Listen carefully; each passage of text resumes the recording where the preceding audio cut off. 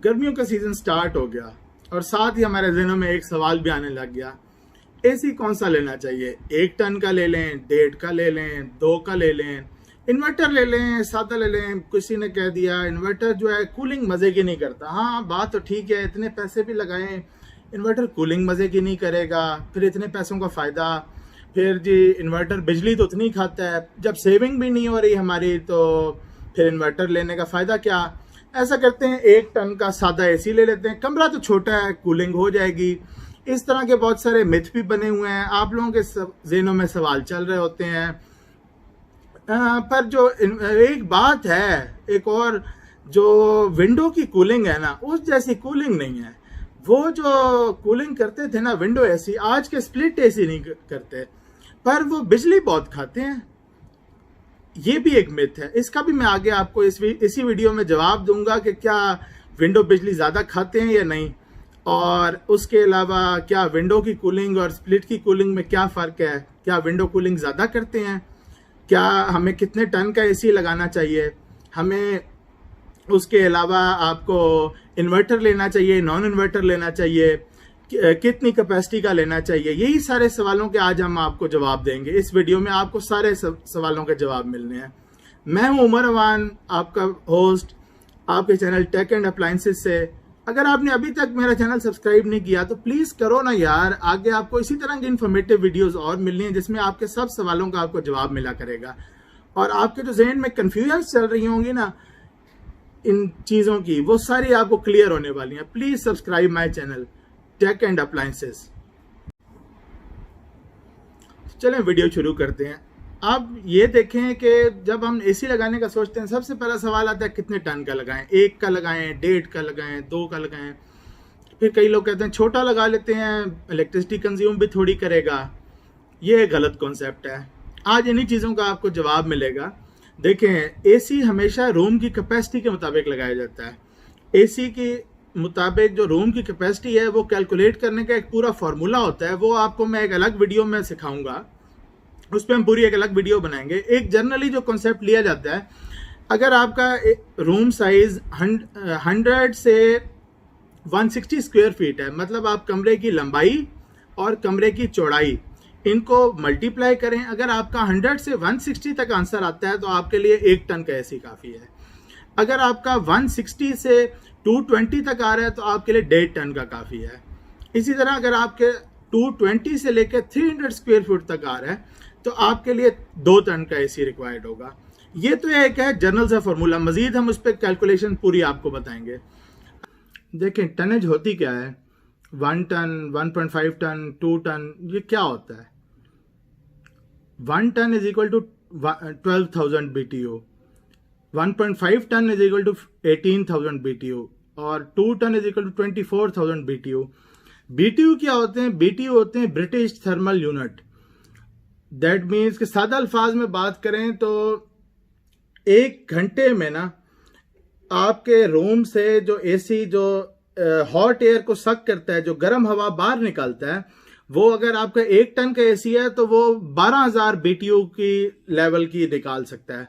अगर आपका 1.5 टन का है तो वो 18,000 की निकाल सकता है। 2 टन का है तो वो 24,000 थर्मल यूनिट्स की जो आपकी हीट है वो बाहर निकाल सकता है। ये होते हैं टनेज। अगर आपको एक और है, आपको मिसाल दूं तो टन कभी भी उसमें नहीं मैयर होता कि आपका जो, कई लोग देख रहे होते हैं आउटर मेरा ये 40 किलो का है, ये 2 टन का एसी कैसे है? आउटर से नहीं होता, ये बेसिकली उसकी कैपेसिटी होती है। टन होता है कि अगर आपका 1 टन का एसी है तो वो आप सपोज करें कि 1 टन अगर आइस पड़ी हुई है आपके रूम में तो वो 1 आवर में कितना ठंडा करेगी आपको रूम के, तो वो 1 टन है। अगर 1.5 टन का है तो 1.5 टन की अगर आइस पड़ी हुई है आपके रूम में तो वो आपके रूम को कितना ठंडा करेगी, कितनी हीट को एब्जॉर्ब कर सकेगी। ये बेसिकली टनेज होता है, इसलिए इसको इस तरह से मैयर किया जाता है। और आप जब भी आप टन में कभी कंफ्यूज हो तो आपको कोई एसी अगर कहे कि ये 1.5 टन है तो आप उसके BTU हमेशा देखा करें कि वो 18,000 हो। अगर 18,000 नहीं है, वो 17,000 है, दैट मीन्स कि वो 1.5 नहीं है, वो उससे कम कैपेसिटी का है, वो अंडर कैपेसिटी आपको सेल्समैन बेच रहे हैं। आपको ये खुद अवेयरनेस होनी चाहिए कि आप उसको देखें। अच्छा, उसके बाद बात करते हैं इन्वर्टर और नॉन इन्वर्टर पे। एसी इन्वर्टर लें कि नॉन इन्वर्टर लें? कई लोगों ने आपको कंफ्यूज किया हुआ है कि इन्वर्टर जो है बिजली तो उतनी खाता है, कूलिंग भी नहीं करता। ऐसा नहीं है। इन्वर्टर और नॉन इन्वर्टर की आप चलने की जो कंप्रेसर की परफॉर्मेंस है ना, उस पे आप देखें। जो नॉन इन्वर्टर एसी है ना, जो हमारे पुराने स्प्लिट एसी लगे हुए हैं, विंडो भी हमारे उन्हीं पे चला करते थे, वो चलते हैं, कंप्रेसर फुल स्पीड में चलेगा। जैसे आपकी गाड़ी चल रही है 100 से सीधा जाएगी 140 तक, ठीक है, आपका कंप्रेसर इस तरह चल रहा है। अब जो इन्वर्टर है ना, उस पे 0, 10, 20, 40, 80, 100, 120 यहाँ पे जाते जाते जाते फिर वो अपनी जब जो आपने टेम्परेचर सेट किया हुआ होगा उस पे जब आने लग जाएगा, उसके करीब डिक्रीज होने लग जाएगा। होते होते होते वो 40 पे जाके ना आहिस्ता आहिस्ता आहिस्ता चलता रहेगा कांस्टेंट स्पीड पे। वेरिएबल स्पीड होती है इन्वर्टर में, फिक्स स्पीड होती है नॉन इन्वर्टर में। अब जो नॉन इन्वर्टर, आप गाड़ी की मिसाल लें, आपने गाड़ी चलाई सीधा 0 से 140 और 140 पे फिर आपने ब्रेक मार दी, तो ये है नॉन इन्वर्टर। आपका पेट्रोल की कंजम्पशन किस पे ज़्यादा होगी? आप 140 पे फुल थ्रोटल देते हैं, उसके बाद ब्रेक मार देते हैं, तो ये तो आपका काम कर रहा है नॉन इन्वर्टर। जबकि जो इन्वर्टर है वो 0 से आराम से 10, फिर 20, 40 गया, फिर आराम आराम से नीचे आया और फिर एक स्पीड पे चलता रहा। अब आपने जो नॉन इन्वर्टर है उस पर बेशक आपने 26 सेट किया या बेशक आपने 16 सेट किया, उसने अपना कंप्रेसर फुल पावर पे चलाना है। वो चलाएगा आपने 140 पे। जैसे आपका रूम्स जो टेम्परेचर है वो 24 तक आया, 23 तक आ गया, 24 तक आ गया, उसमें वेरिएशन भी ज़्यादा होती है। जो नॉन इन्वर्टर है ना, 24 तक आ गया, ज़्यादा ठंड हो गई, उसके बाद उसने कंप्रेसर धुड़ुस होता था, जो पहले हमारे विंडो एसी में आपको याद होगा, वो चीज़ अभी भी होती है, पर वो आउटर बार लगा होता है इसलिए आपको फील नहीं होती। उसी तरह करके कंप्रेसर बंद हो जाता है। उसके बाद जब आपका जो टेम्परेचर आपने 26 सेट किया हुआ है, जब वो जाएगा 28 के करीब ना, आपको गर्मी महसूस होने लग जाएगी, आपका जो कंप्रेसर दोबारा ऑन हो गया। ये तो परफॉर्मेंस हो गई नॉन इन्वर्टर की। अब जो इन्वर्टर है ना, वो 1 डिग्री का ही फ़र्क रखता है। 26 सेट किया हुआ है, वो मिनिमम जाएगा 25 तक, मैक्सिमम जाएगा 27 तक। इसी टेम्परेचर के दरमियान ना आपको वो घुमाता रहेगा, अपनी स्पीड हल्की कर लेगा। अगर उसे लगा कि अब 25 पे चला गया, मज़ीद हल्की कर लेगा। फिर उसके बाद होते होते तो जब 27 लगेगा, उसे पता चलेगा कि 26 आपने सेट किया हुआ है, वो हल्की सी स्पीड अपनी बढ़ाएगा आराम से, फिर 26 पे आपको ला के ना मेंटेन वो रूम को रखेगा। तो अगर रूम की मेंटेनेंस, टेम्परेचर मेंटेन की बात की जाए तो वो इन्वर्टर में बेहतर है। कूलिंग में कोई फ़र्क नहीं है, कूलिंग दोनों एसीज़ की एक जैसी होती है। अगर आपने 16 लगाया तो उसका 16 भी वैसा ही होगा, उसका 16 भी वैसा ही होगा। इसके अलावा इनमें कोई फ़र्क नहीं है। ये तो हो गई इन्वर्टर और नॉन इन्वर्टर के चलने की बात। जो इनके जो एक्चुअल जो ये परफॉर्म किस तरीके से करते हैं, वो मैंने आपको कंप्रेसर के बारे में आपको बता दिया। अब हम बात करते हैं EER की। आपने बड़ा नाम सुना होगा, इस एसी का EER 3.5 है, इसका 3.1 है, इसका 4.0 है। EER जितना ऊपर हायर साइड पे होगा उतना अच्छा होगा। EER कहा जाता है एनर्जी एफिशिएंसी रेशो को। ये जितनी ऊपर होगी उतनी बेहतर आपका एसी इलेक्ट्रिसिटी कम कंज्यूम करेगा और आपका बिल कम आएगा। जितनी कम होगी, फर्ज करें आपका 3.0 है तो वो ज़्यादा बिजली खाएगा, जबकि 4.0 कम खाएगा।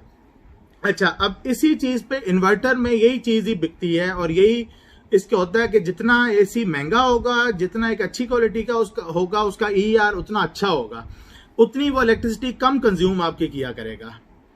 अच्छा, अब जो है ना, आपका जो पुराना एक कॉन्सेप्ट होता था, हम उसकी बात करें। विंडो एसी जैसी कूलिंग कमाल है। विंडो एसी जो है ना, कमाल कूलिंग करता है। ये आजकल के स्प्लिट वो कूलिंग नहीं करते, पर जो है ना, उनकी इलेक्ट्रिसिटी की कंज्यूमिंग बहुत ज़्यादा है। बाकी सारा ठीक है। देखें, बात यह है, उनमें रेफ्रिजरेंट यूज़ होते थे R12, जो कि एनर्जी ज़्यादा कंज्यूम करते थे।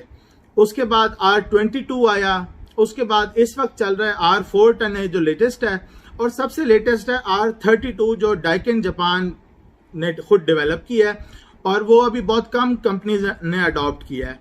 वो और उसमें और R410A में 19-20 का ही फ़र्क है। ये दोनों काफ़ी एनर्जी एफिशिएंट हैं। अच्छा, विंडो एसी की बात करें तो उसमें R12 होता था। एक तो वो इसलिए एनर्जी कंज्यूम करते थे, और उसके अलावा जो कूलिंग की उनकी बात होती थी कि कूलिंग बहुत अच्छी करते हैं, उनकी कूलिंग बाद तक रहती है, वो इसलिए कि वो अपना कंप्रेसर फुल यूज़ करते थे। उनका जो थर्मोस्टेट तो होता नहीं था, ना टेम्परेचर कंट्रोल होता था। आज आप एसी चलाते हैं 26 पे, 27 पे, 25 पे, वो चलता था फुल पे। वो जो उसका मीडियम, लो, हाई वो होता था ना, वो होता था सिर्फ फैन को कंट्रोल करने वाला। उससे टेम्परेचर का कोई ताल्लुक नहीं होता था। उसे आप लो पे भी रखते थे, कंप्रेसर फुल होता था, हाई पे भी रखते थे, फुल होता था। तो इसलिए आप शायद बहुत सारे लोगों को ना पता हो कि विंडो एक आउटडेटेड चीज़ नहीं है। आज भी विंडो एसी यूज़ होते हैं, और पूरे यूएसए में आज भी स्प्लिट यूज़ नहीं होते, आज भी वहाँ पे विंडो ही यूज़ होते हैं, और वो सारे इन्वर्टर आते हैं।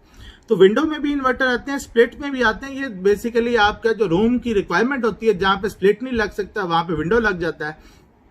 तो इसमें कोई ये चीज़ नहीं होती कि उसकी कूलिंग लास्ट ज़्यादा करेगी और वो एनर्जी एफिशिएंट है, ऐसा कुछ नहीं है।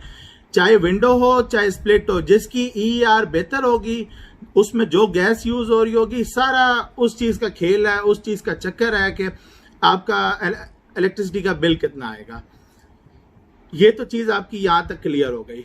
अब मैं आपको आगे दिखाता हूँ कि एक मैंने 2 घंटे से नॉन इन्वर्टर एसी चला के रखा हुआ है, और एक इन्वर्टर एसी चला के रखा हुआ है। इन्वर्टर एसी जो है वो कोई इतनी अच्छी ER का नहीं है, एक नॉर्मल सा है। जस्ट कंपैरिजन के लिए मैं दिखा रहा हूँ कि वो नॉर्मल सा भी एक नॉन इन्वर्टर से कितना बेहतर परफॉर्म कर रहा है। तो आप उनको फ़र्क देखेंगे कि जब यहाँ पे इतना फ़र्क आ रहा है, तो आगे जाके जो आपका बेहतर ER वाले एसी होंगे उनमें कितना डिफरेंस आ जाता है। जी व्यूअर्स, इस वक्त आप देख रहे हैं 1760 वॉट्स ये खा रहा है, जो कि काफ़ी ज़्यादा है। ये एक 1.5 टन नॉन इन्वर्टर एसी है। अब हम इसके देखते हैं यूनिट्स। 2 घंटे में इसने कितने यूनिट्स खाए, तो ये देखें 3.46, 2 घंटे में 3.5 यूनिट्स खा चुका है। और आपके सामने देखें कितने तेज़ी से इंक्रीज़ हो रहा है, 7.1, 7.2। ये नॉन इन्वर्टर एसी है, 26 डिग्री पे ये चल रहा है। अभी हमने ग्री के देखे, वो 1780, 1800 के अराउंड वॉट्स खा रहा था, जो नॉन इन्वर्टर था। फिर से क्लियर कर दूं, ग्री नॉन इन्वर्टर था। अब ये इन्वर्टर है, और ये कोई इतना अच्छे ER का इन्वर्टर नहीं है, एक नॉर्मल सा ER है। ये जस्ट हम कंपैरिजन कर रहे हैं। इसको भी देखें, ये 770 वॉट्स खा रहा है। और अगर अच्छा इन्वर्टर हो कोई अच्छे ER का, तो वो इस वक्त 400-500 पे भी आ चुका होता। अच्छा, अब 2 घंटे 7 मिनट ये भी चल चुका है। अब उसने 3.5 यूनिट खा लिए हैं। इसके आप देखें 2.12। अब ये कॉन्टिन्यूसली अब डिक्रीज करता जाएगा। अब ये 700 की स्पीड पे आ चुका है। एम्पेयर देखें, उसके आपने देखे थे 8 एम्पेयर थे, 3.51। ये भी 26 पे ही चल रहा है। तो व्यूअर्स, ये आपने 2 इन्वर्टर और नॉन इन्वर्टर एसीज का आपस में कंपैरिजन देखा, और इन्वर्टर भी ऐसा जिसकी कोई ER इतनी अच्छी नहीं है। तो इधर हम बात पहले करें नॉन इन्वर्टर की, तो वो इस वक्त 3.5 यूनिट्स कंज्यूम कर चुका था, और 1800 वॉट के करीब वो कंज्यूम कर रहा था। यूनिट कैलकुलेट करने का जो तरीका है, तो वो ये है कि 1000 वॉट्स अगर 1 आवर तक आपके कंज्यूम होंगे तो 1 यूनिट होगा। तो 1800 वॉट वो कंज्यूम कर रहा था। इसका मतलब है कि वो अराउंड 35-40 मिनट्स में 1 यूनिट कंज्यूम कर जाएगा। जैसा कि आपने देखा 2 घंटों में उसने 3.5 यूनिट कंज्यूम कर लिया है। इसकी फिक्स्ड यही एवरेज रहनी है। अब हम 10 घंटों का हिसाब लगाएं तो 10 घंटों में इसने, अभी जैसे 2 घंटों में 3.5 यूनिट खाए, 10 घंटों में ये खा जाएगा तकरीबन 17.5 यूनिट।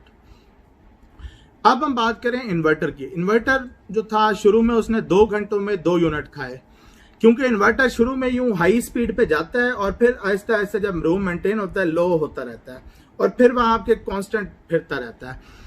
तो अब देखें कि शुरू में उसने ज़्यादा यूनिट कंज्यूम किए, आते आते अब उसने रूम टेम्परेचर मेंटेन कर लिया है। 2 घंटों में उसने 2 यूनिट कंज्यूम किए हैं।